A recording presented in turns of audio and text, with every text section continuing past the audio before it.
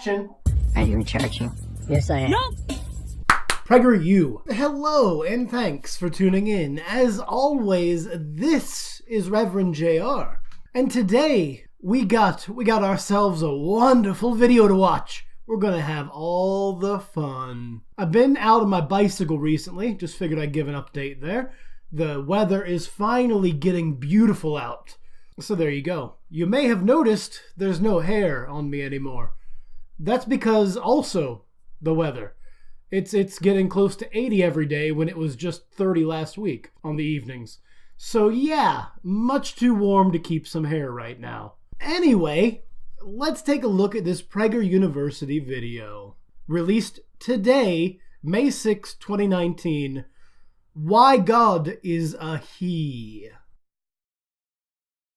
One of the criticisms many people make against the Bible is that it depicts God in male terms. Yes, I mean, some people do. But at the same time, it's not really one of the big criticisms, you know. But it is a criticism some people make. Most of us, including your biblical scholars and whatever, will tell you that God is just referred to as He because the authors were male, and when you don't know the gender of someone, you can refer to them as your own gender. It's a common writing thing. If there's somebody out in the next room, I don't know if it's a man or woman, but I'm a man, I can say that guy out in that room, it seems to be headed this way. And that's a perfectly logical thing to do. Now, if we actually knew who God was, then we wouldn't have to guess at what his or her gender might be. But let's continue. The most obvious example is God is referred to as He. Yes. Thank you for establishing that, Dennis. Carry on. Why did the Bible do this? As I said, because the authors were male. Well, here's the answer. Dennis always seems to have all the answers. I wonder if he'll get this one right. Because the Bible is preoccupied with making a kinder, less violent, more just world. And that's why God killed his own son on a cross, and Revelation is obsessed with the ending of the human race, as well as the story of Noah and a great many others. Yes, you know, peace is the first thing I think of when I think of the Bible. Circumcision, so peaceful. The death and destruction of the Amalekites, or the Midianites, or Sodom and Gomorrah, or God sending everyone who didn't do what he wanted to hell. So peaceful. So lacking in violence, so kind. If you share these goals, and I suspect you do, I do share those goals. He's absolutely right. I want a kinder, less violent, more equitable and just world. But I don't believe the way to do that is to beat people into submission with threats of things like hell. But maybe that's just me. I'm more of the positive reinforcement kind of guy. Like when you're training a dog, there's two ways to do it. One is to beat them, hit them, whatever, every time they do something wrong. The other is to reward them every time they do something right. The two are not mutually exclusive, but they tend to work a lot better if you only use the rewarding good behavior rather than the punishing bad behavior. Then you'll have to agree the Bible made the right decision. No, I don't. Mr. Prager here is wearing mixed fibers. He even thinks the Bible got it wrong. So why on earth would I agree that the Bible got it right? Mr. Prager also forgets the part where pictures are blasphemy if they are of anything in heaven or under heaven. But he has absolutely no problem putting videos on YouTube, creating blasphemy toward his own God. But anyway, naturally, I must agree the Bible is right, even if he doesn't. Before I explain, however, I need to add an obvious caveat. No, I don't think you do. Either the Bible is correct in the absolute authoritarian Word of God, or it isn't, Dennis. There's no two ways around it. Again, I'm glad you don't believe the majority of the violent stuff in it is a good way to live. But it's not because it's in the Bible. It's because you've realized that it's a bad idea. Carry on, Dennis. What is your caveat, Dennis? The God of the Bible is neither male nor female. I believe the ancient languages had words for neutral things. Even if not, we are created in God's image, And part of that image is that we have male and female genders and also intersex. But never mind that, because that was after the fall or something. Anyway, so what he's saying is we were created in his image, but not really in his image. Okay, let's see where Dennis goes with this. God transcends gender. Prove it.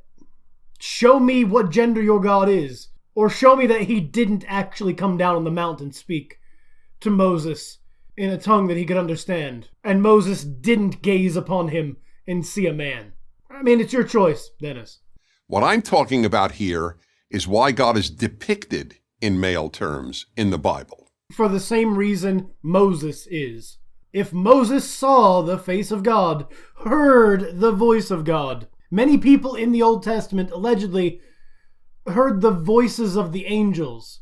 Okay? If God is not male, then he would not have impregnated a female to give birth to his child. Or is Dennis really just telling us that God doesn't identify as male? God is actually a left-wing liberal? Does God dye his hair pink and demand to be called, like, giraffe gender? I don't know. Let's find out. Gender-wise, the Bible had 3 choices: masculine, he; feminine, she; or neuter, it. I was right. Damn. We can readily rule out neuter. For one thing, neuter nouns don't exist in Hebrew. Aw, heck. I was off by a little bit. But anyway, we'll let that go to the side. Neuter nouns don't exist in Hebrew. I'm not even going to fact check it. We'll just give him that one. The language of the Old Testament, which after all, first introduced this God to us. Okay, fair enough. We'll give him that one, even. It's fine. Hebrew, Aramaic, and Greek. The 3 main languages of the Bible, Hebrew being the main one of the Old Testament. We'll go with it. I don't think it makes any difference to our point. For another, the biblical God is a personal God, to whom we can and must relate. No. No, we must not. The original sin was because we ate the fruit and tried to relate to God by gaining his knowledge. Literally, it's exactly the opposite of that in the Old Testament that Dennis is trying to tell us it is. The Old Testament God is very much an impersonal God who will smite you for the least offense and wipe out entire nations because he doesn't care about the individuals inside of them, including the entire planet, save 8 people. God is not a personal God, and we do not have to relate to him. If he is God, he can do whatever he wants. Just keep that clear. The God of the New Testament is much more personal and wants to come into your heart and save you and transform you and this, that, and the other. But that's Jesus. His dad is a dick. And we cannot relate to, let alone obey or love, an it. So what you're saying is, we depict him as a man so that only half of the humans can relate to him. Which is to say, men cannot get pregnant and have children. So men cannot understand what it is like to be the mother of God and his son. And that still is equally isolationist. I mean, unless you accept that women are simply property in the Old Testament, which they more or less appear to be, until you hit things like the Apocrypha, where women are shown as having a great deal more power and agency than in the Old Testament. But anyway, let's go on. Aside from the language issue, the Bible depicts God in masculine terms because, 1, the Hebrew Bible's primary concern is making a good world. 2, a good world can only be achieved by making good people. And 3, the people who commit nearly all the world's violence are males. Damn it, Prager. Okay, first thing. Okay, if the God of the Bible were concerned with making a good world, he would have done that in Genesis. And he wouldn't have tempted us with the fruit. And the world would still be a good place where we hadn't fallen from God. And we would still be without sin because God wouldn't have forced us to be sinful. 2, God allegedly knits every single one of us together in the womb.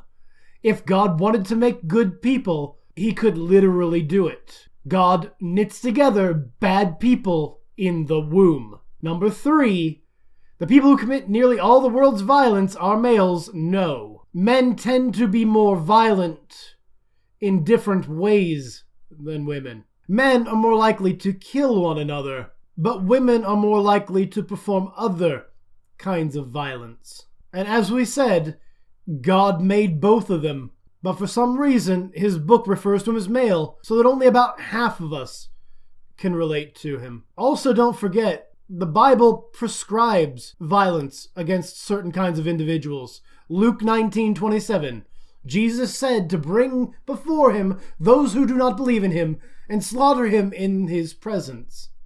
Does that sound like a not-so-violent kind of person? Cursing fig trees, flipping over tables, and causing civil disturbances in the temple, and a great many other things that even Jesus himself had done, that Gandhi would definitely consider violence. Let's continue.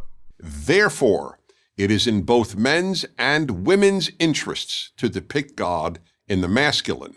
No, it's not. Because the Bible also has this hierarchy where God is over man and man is over woman. Therefore, God must be a man if he is even stronger than the regular mortal men. Because the mortal men are not supposed to submit to women. 1 Timothy 2:12. Women are to remain silent and not speak. If God were a woman, the Bible would not have been written, because God should not speak if he is not a man, according to the Bible. Here's why. Without a father or some other male rule giver, young men are likely to do great harm. I mean, to a point, plenty of men with father figures present in their life still go on to do really bad things. But I digress. Yes, there is a propensity for men who grew up without father figures to be more engaged in crime and so on. But there's not particularly a greater propensity for them to be violent, generally. But anyway, let's just give it to him anyway. A God who is not identified as a man couldn't possibly be a father figure for children, and that's why God is identified as a man. I mean, I knew Prager was a tiny little bit sexist, but that's really sexist, implying all men need God specifically to be a man to be a good person, because all men are decrepit, evil, vile creatures who can't possibly reason on their own. And no man would ever listen to the advice of a woman. Dennis Prager, 2019. Also, what about the religions that have women that shaped men? Like, you have Freya in the Norse mythology. But anyway, nope, gotta be a man, because there's gotta be a male rule giver for any man to ever listen to anything anyone says. Anyway, let's continue, Dennis. If there is no male authority figure to give a growing boy rules, it is very difficult for him to control his wilder impulses. I'd love a citation, but I don't think Dennis has them. I think he just kind of has these biases in his head that all young boys will turn out to be just terrible criminals unless their God is male and their lawgiver is male. That's why Rome put the women in places of power 2,000 years ago and had one of the most advanced militaristic civilizations ever, right? Because you can't possibly have women in power and have men grow up to do good things. As President Barack Obama told an audience in 2008, "Since when does Prager like Obama? I am genuinely shocked. More so by that than anything else so far." children who grow up without a father are 5 times more likely to live in poverty and commit crime, 9 times more likely to drop out of school, and 20 times more likely to end up in prison. Here's the thing, though. That's exactly the kind of statement that Prager would call out if he was using it to a different end. The first part of that refers to the fact that people in poverty are much less likely to have the father figure present, not the other way around like Prager made it sound. And being in poverty causes those other things as well. They're all results of poverty. Obama might have gotten it backwards too. But they're not the result of not having a male figure as a leader, although there is some evidence to suggest otherwise. The vast majority of that deals with the fact that they're impoverished areas, and the general standard of what is acceptable is different to that of areas that are not impoverished. Doesn't matter your race, your creed, your gender, whatever. If you are brought up in areas which have a lower standard of morality because you have to do certain things to survive, and one of those happens to be that most people will grow up more likely without a father figure than with one. The underlying issue is poverty, not race or sex. Just saying, this is exactly the kind of thing Prager would have called out if he didn't want this point to suit his ends. Commenting on that speech, Dr. Alvin Poussant, a psychiatrist with Harvard Medical School, appeal to authority. I don't care who he is. Tell me what he said. Confirmed these statistics. The absence of fathers corresponds with a host of social ills, including dropping out of school and serving time in jail. And again, same point. Typically, impoverished areas are where these things happen, not just in areas where there tend not to be male father figures. But don't worry, Prager's leaving just enough rope to hang himself on the rest of his argument here, and we don't even need to worry about this section. Just thought I'd leave it in so you can see how Prager's mind works. In other words, if one's primary goal is a good world, specifically a world with far less murder, child abuse, theft, and rape, a God depicted in masculine terms, a father in heaven, not a goddess, a mother in heaven, must be the source of moral commands such as do not murder and do not steal.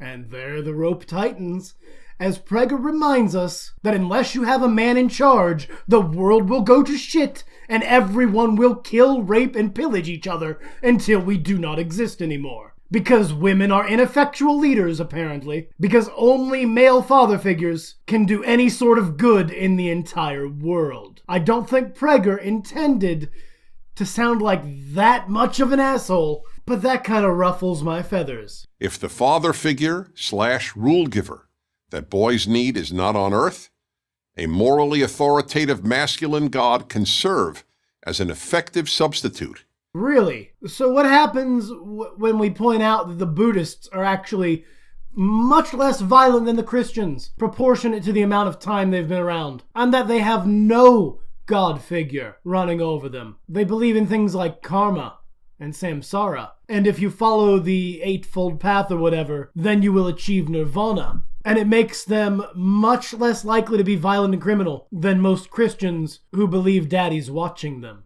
Any discomfort you might feel with the masculine depiction of God is not comparable to the pain we will all feel if boys are not civilized into good men. So the point of God being a man and being in charge has absolutely nothing to do with us attempting to avoid hell, but has everything to do with just making Earth a good place, something God could have done from the very beginning and chose not to. I'm not sure which part is more frustrating, the blatant sexism or the abject disregard of what's actually in the book he's trying to tell us is good for everyone, including you. Even if I were a Christian still, I would find this to be absolutely reprehensible, but I digress. To transform a wild boy into a good man, a male role model is as necessary as a male rule giver. Also, is Prager implying that the women don't matter because only men need appropriate rule givers? Women will just settle down, get in line, and listen to whoever's in front of them. I swear I'm not a liberal, but that still sounds really sexist. So when the Bible depicts God as merciful, compassionate, and caring for the poor and the widow, it is not so much interested in describing God as in providing a model for humans, especially males. Really? Because I don't see God as merciful when he'll still send the majority of humanity to hell just for not believing in him. I don't see him as compassionate when he continues to let children die of cancer or much worse things. I don't see him being a good model for humans and caring for the poor when he allows Joel Osteen to fly around in private jets but closes facilities to the homeless people. This video kind of pisses me off. To emulate. If God were depicted as female, young men would deem traits such as compassion, mercy, and care for the downtrodden as feminine. And a great many conservative males still do. What's mine is mine. I worked for it. I should have it. I am entitled to it because it is mine. I shouldn't be required to give it up through things like taxes because they're theft, even though they help those people. That's a hallmark of conservative America. And you're telling me it's also a hallmark of the ethos of your God that most conservatives in America, at least, claim to follow and want his 10 Commandments on every courthouse. Anyway, that's pretty much where I'm going to end this video because my blood pressure is way too high. Way too high. So anyway, if you enjoyed that, be sure to click that like button. If you didn't, hit the dislike. Leave a comment down below. Tell me if you need a man to tell you how to live.